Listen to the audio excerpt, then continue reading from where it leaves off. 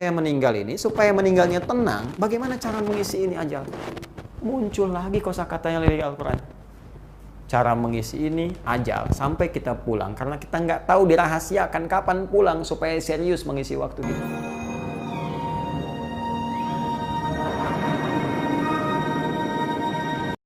Ini sangat menarik loh. Ya, Nabi sudah menjelaskan 15 abad yang lalu, setahun 12 bulan. Al-Quran juga mengatakan begitu, inna iddatash syuhuri 'indallahi 12 syahran fi kitabillah. Ya, setahun ditetapkan oleh Allah itu ada 12 bulan. Dari 12 bulan ada 4 bulan istimewa dikenal dengan bulan Haram, 3 berurutan. Bulan ke-11 Dzulqa'dah, bukan Dzulqa'dah, bukan Dzulqa'idah, tapi Dzulqa'dah. 12 Dzulhijjah, bulan pertama Al-Muharram, dengan nanti bulan Rajab, bulan ke-7 alladzi baina Jumada wa Sya'ban, terletak antara bulan ke-6 Jumada dengan bulan Sya'ban, bulan ke-8. Poin kita, syahidnya, poinnya terletak pada kalimat az-zaman, ada di hadis Nabi. Ya, dengan makna tadi yang masih umum. Perputaran waktu yang masih umum, masih mutlak tanpa batas. Baik, Ustadz kenapa tidak mengambil dari Al-Quran? Ini yang paling menarik. Ya, ternyata ketika kita kembalikan kepada Al-Quran, ini tidak ditemukan, baik yang zaman ataupun zaman pendek. Kok bisa Ustadz? Ini yang sangat menarik. Karena ternyata ketika Allah menyampaikan Al-Quran sebagai kitab pedoman dalam kehidupan. Pedoman hidup, semua aspek hidup kita ada di situ. Ya, dari mulai sebelum lahir, sampai bayi, sampai jadi terus ya remaja, sampai dengan pemuda, sampai menikah, sampai berumah tangga, sampai jadi ayah, sampai kakek, nenek, sampai profesi, sampai wafat, sampai alam kubur, sampai akhirat, ada semua di situ. Pedomannya ada. Petunjuknya jelas. Semua petunjuk hidup itu secara singkat disebut dengan hudan namanya. Hudan. Quran surah kedua Al-Baqarah ayat 185. Ya, paling kiri pertengahan di mushaf. Syahrul Ramadan alladzi unzila fihi al-Quran. Di bulan Ramadan yang ditunaikan puasa itu, istimewanya diturunkan Al-Quran pada saat itu. Apa fungsinya? Fungsi bulan Ramadan itu ketika diturunkan Quran, apa fungsi Qurannya? Hudal linnas, sebagai pedoman hidup untuk semua manusia. Nah, sifat pedoman itu kan mesti jelas. Ya kan? Mesti terukur, mesti detail. Mesti ada penjelasan, mesti ada rincian, mesti ada poin-poin. Nggak bisa dibuat umum. Kalau umum bagaimana teknis mengerjakannya? Anda silahkan tunaikan hidup berumah tangga. Tanya, bagaimana pedomannya? Ya rumah tangga aja, kan jadi nggak jelas. Mesti ada poin-poinnya, ya kan? Walaupun nanti poin-poin ini akan ada penjelasan-penjelasan spesifik misalnya. Minimal mesti terukur. Karena itulah yang paling menarik di Al-Quran. Ketika berbicara tentang waktu, Allah memberikan pedoman yang sangat jelas dan menurunkan turunan-turunan dari zaman ini supaya lebih terukur aktivitas kita mengisi waktu itu. Seakan-akan Allah ingin berkata begini, jangan sampai waktu yang diberikan cuma mengambang begitu saja menjadi mutlak, berputar tanpa makna. Aku ingin semua waktu itu diisi dengan kegiatan-kegiatan yang lebih bermanfaat sebagai persiapan untuk pulang. Itu yang paling dahsyat. Jadi ketika Nabi membuka informasi, menjelaskan secara umum, kemudian Allah Subhanahu wa taala secara indah menerangkan kepada Nabi, sampaikan pada umatmu Muhammad, jangan sekedar menjadikan waktu hanya berputar dan kita tidak mengisinya dengan bermanfaat, tapi turunkan aktivitas seperti aku tunjukkan berikut ini. Ketika Anda ingin menjadikan waktu itu menjadi spesifik, apakah panjang atau pendek, ya, singkat, padat ataupun melebar, maka berubah kalimatnya dari zaman menjadi waktu. Ya. Karena itu kita katakan misalnya waktu proklamasi. Kan singkat waktunya. Ya kan?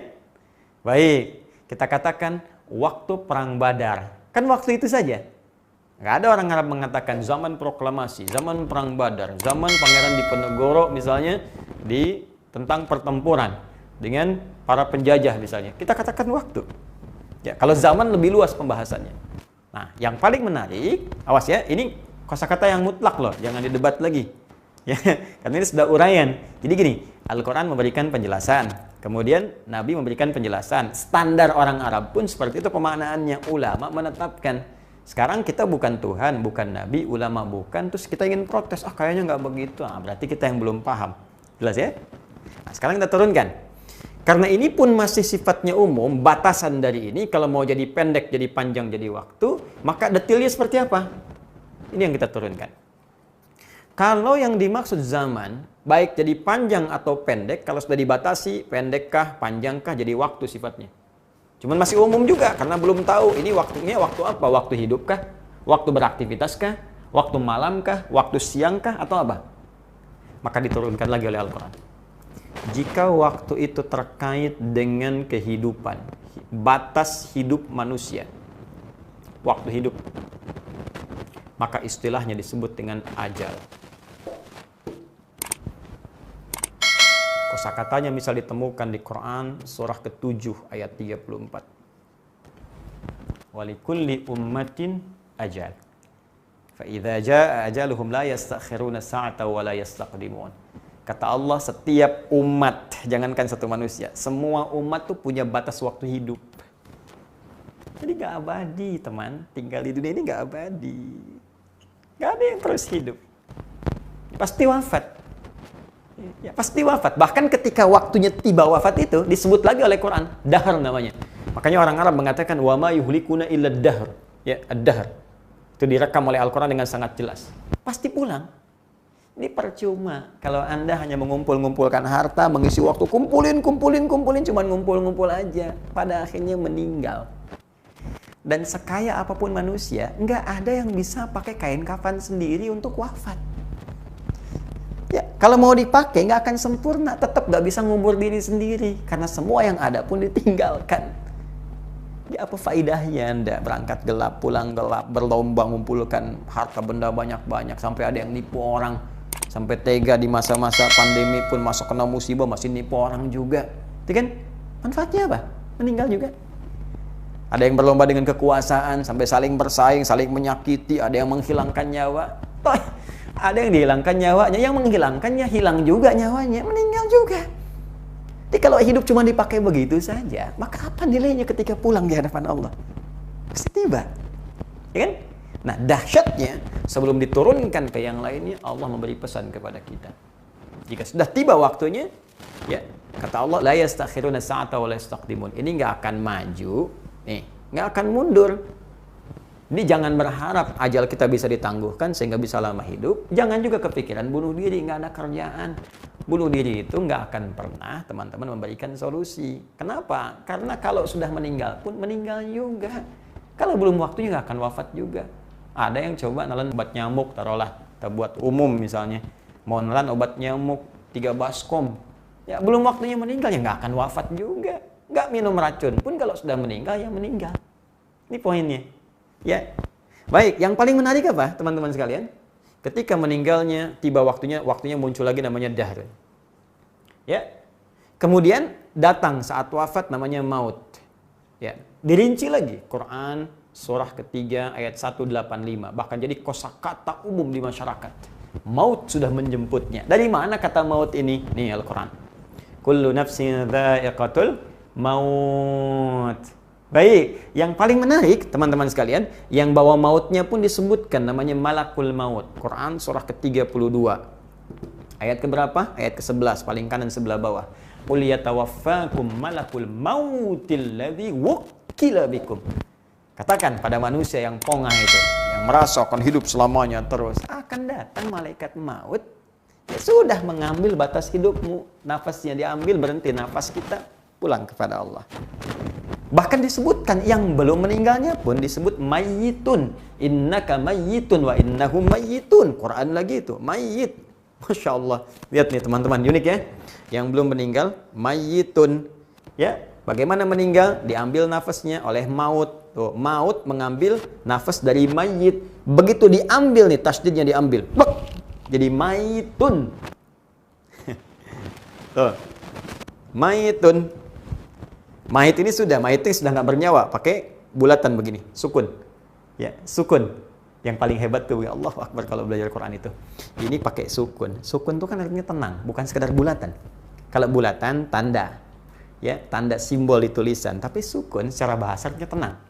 Seakar dengan sakinah.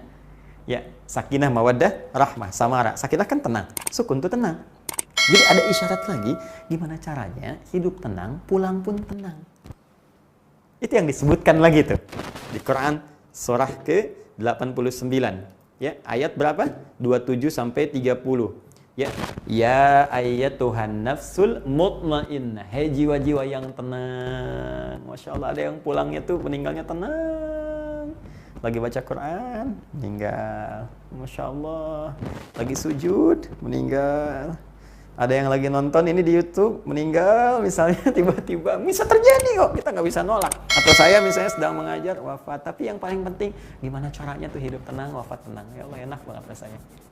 Ya, pulang tenang. Nah, di Quran. Coba lihat. Betul kan? Ajal, waktunya tiba disebut dahar, datang maut yang membawa malakul maut, orang belum wafat mayit, CM, calon meninggal, begitu ditarik, diambil jadi mayitun, habis, nol. Ya, jadi bulat tuh, diambil tasnya, bulat. Makanya di film kartun dulu, ya Son Goku, Son Gohan, Piccolo, begitu di Kamehameha, habis, di atasnya ada bulatan. Karena diambil itu. Nah, itu kan gambaran manusia saja. Saya enggak senang nonton itu seperti itu. Cuma dulu pernah baca itu, baca anak-anak kenapa gandrung ini tak baca. Tapi menariknya tuh ada korelasi sedikit lah. Ya. Nah ini, belum selesai, kita belum tamat nih. Ya, yang paling menarik, terus bagaimana sebelum saya meninggal ini, supaya meninggalnya tenang, bagaimana cara mengisi ini ajal? Muncul lagi kosakatanya dari Al-Quran. Cara mengisi ini ajal sampai kita pulang, karena kita nggak tahu dirahasiakan kapan pulang supaya serius mengisi waktu kita. Cara mengisinya disebut dengan umur namanya. Al-umru. Umur. Dan sudah jadi bahasa kita. Berapa umur Anda? Kamu umurnya berapa sekarang? Itu asal kata umur itu, asalnya sebetulnya bukan usia. Bukan usia. Ya, kalau usia batas hidup ya tadi ajal dengan turunannya. Umur itu sebetulnya cara kita untuk mengisi usia sehingga benar dalam pandangan Allah dan mendapatkan ridha serta petunjuknya. Umur bisa berarti segala yang bermanfaat. Amara ya'muru. Dari kata amara ya'muru umran. Seakar dengan ini. Kata-katanya. Ya, ya'muru ditemukan di Quran surah 9 ayat 18. Lagi-lagi Al-Quran. Umur juga ada nanti ila ardalil umuri. Ya, ada nanti ditemukan di Quran surah ke-22 ayat yang kelima. Ya, kita temukan turunan-turunannya. Teman-teman sekalian, fokus ini. Sesuatu yang bermanfaat. Diseakan memberikan pesan kepada kita, sepanjang hidup, ayo kerjakan yang bermanfaat. Kalau mau detil lagi, saya bisa turunkan lagi. Karena itu semua tubuh kita ketika disebutkan fungsinya oleh Al-Quran, silahkan cek dalam Al-Quran. Itu diarahkan untuk mengerjakan segala yang bermanfaat. Mata, jangan cuma melihat-lihat yang bermanfaat, yang baik-baik. Tak baik, palingkan. Quran surah ke-24, ayat 30 untuk laki-laki, 31 untuk perempuan. Telinga, dengar yang baik-baik. Kalau tak bisa mendengar yang baik, sudah, jangan dengar. Palingkan, tinggalkan ghibah. Ya, dari Quran surah ke-49. Untuk mulutnya ayat 11, 12-nya untuk telinga. Ya ayyuhalladzina amanu liyaskhar qaumin qaum. Lisan katakan yang baik-baik, tak mampu diam. Ya la yaghtab ba'dukum ba'd, jangan gibah, jangan dengarkan gosip. Ada yang baik dengarkan, tak baik tinggalkan. Sampai ke ujung kaki. Tangan jangan dipakai yang buruk, hindarkan pencurian segala rupa dan sebagainya. Ya, ada di Al-Maidah Quran surah ke-5 ayat 38, wasariq wasariqatu faqtu aydiyahuma jazaa'an bima kasabana kala minallah. Itu tangan kata Allah, saya berikan tangan fungsinya untuk berbuat yang baik, bukan untuk mencuri. Daripada dipakai mencuri, potong aja lah kata Allah. Atau potong peluang tangan itu untuk berbuat yang tidak baik dengan membuat hukum-hukum yang ketat. Sampai ke ujung kaki. Jadi sepanjang kita hidup, isi dengan bermanfaat. Karena itu kalau ada yang tanya, berapa umur Anda? Itu titipan dari Allah, dari usia sampai segitu, berapa banyak manfaat yang sudah kita hasilkan untuk pulang. Katanya pengen ke surga. Katanya pengen firdaus. Tapi mata nggak banyak manfaat, lisan nggak banyak manfaat. Lisan diam, tangan nulis yang kotor-kotor. Bikin hoax. Ya, saling mencela, saling menghina. Sudah tahu Ramadan bulan baik, masih mencela juga. Katanya pengen ke surga, tapi perbuatan tidak menunjukkan perbuatan ahli surga. Kan tidak menarik semua itu. Ini poin teman-teman sekalian. Kembalikan ke sini. Ya, jangan-jangan anak 4 tahun sudah banyak manfaatnya, padahal dia belum balik. Anda diberi 40 tahun, 50 tahun, 60 tahun, berapa dosa yang dikumpulkan? Oleh karena itu seorang ulama, saleh tawadhu, ketika kedatangan anak kecil dia cium tangannya. Bukan sekedar menunjukkan sayang, tapi hormat. Ya, saya mencoba membiasakan untuk mencium tangan anak-anak kita misalnya. Hormat. Apa logika hormatnya? Anak ini masih bening, dia belum balik. belum berdosa di hadapan Allah, walaupun salah, bukan karena salah balighnya, karena belum paham dia dikerjakan. Masih bersih. Sedangkan saya kata yang 40 tahun, 50 tahun masih banyak dosa. Masa yang banyak dosa merasa angkuh dibandingkan dengan yang bersih? Lihat cara berpikir ulama kita yang pada tawadhu itu. Allahu Akbar. Umur juga berarti kesuksesan. Ayo, sepanjang kita di dunia ini pupuk kesuksesan untuk bekal akhirat kita. Sukses ibadahnya, sukses beraktivitasnya. Ayo, Anda mau cari bekal apa untuk ke akhirat? Ya, dengan kekayaan silahkan, sukses, kerja yang bagus. Berusaha, dapatkan harta yang banyak. Jadi orang kaya, dengan kekayaan itu cari bekal ke surga. Pengen tahu ayatnya lagi? Ada. Quran surah misalnya ke-28, ya. Ayatnya berapa Ustaz? Ayat 77. Ya, paling kiri sebelah bawah di mushaf, wabtaghi fima ataqallahu daral akhirah wa la tansa nasibaka minad dunya. Ya, gunakan harta yang telah kau dapatkan itu, kau kumpul-kumpulkan untuk cari kemuliaan akhiratmu.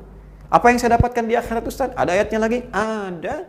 Buka Quran surah ke-3 Ali Imran, ayat ke-133 sampai 134. Ini surga diperuntukkan oleh Allah bagi orang yang dermawan, suka berbagi, ditempatkan di surga, tempatnya seluas langit dan bumi. Ya, banyak peluangnya. Sukses, ayo. Sukses dengan kedudukan. Bikin polisi-polisi yang baik, kebijakan-kebijakan yang hebat, yang bagus. Ya, supaya orang bisa sejahtera, orang bisa baik. Itu kesempatan, mumpung masih bisa memimpin. Kalau sudah dipindahkan pada orang lain, nggak ada lagi peluangnya. Ya, bikin kebijakan yang baik, menyejahterakan rakyat, begini caranya, begini mengatur, begini dan begitu. Kalau muslim bikin, bagaimana misalnya kebijakan untuk bisa sholat tepat waktu dan sebagainya. Pahala dikumpulkan dari situ. Allahu Akbar. Ya, ustadz juga begitu. Ya, sukses dengan menuntut ilmu, cari yang bagus, sampaikan ke masyarakat dengan benar, di situ dapat pahala. Ini poinnya. Berkah. Umur berarti berkah. Bertambahnya nilai-nilai kebaikan. Ziyadatul khair. Ini saya baru tunjukkan satu, teman-teman. Nah, sekarang pertanyaannya, dalam mengisi umur, kan ada waktu lagi. Kalau saya ingin mengeksekusi ini semua dengan planning yang telah saya siapkan, maka apa waktu yang disebutkan dalam Al-Quran? Misal, saya mau belajar nih sekarang. Ini apa nama waktunya? Spesifik. Saya mau makan. Apa nama waktunya? Ya? Saya mau tidur. Apa nama waktunya? Saya mau mengajar. Apa nama waktunya? Yang paling dahsyat, Anda akan temukan semua rinciannya dalam Al-Quran. Sampai semua itu akan mengarahkan kepada makna akhir zaman, berakhirnya semua waktu dalam kehidupan. Pertanyaannya, bagaimana kita bisa mengetahui semua detail itu dan petunjuk-petunjuk pengerjaan dan eksekusinya? Itu yang akan kita bahas dalam pertemuan esok. Shadaqallahul azim.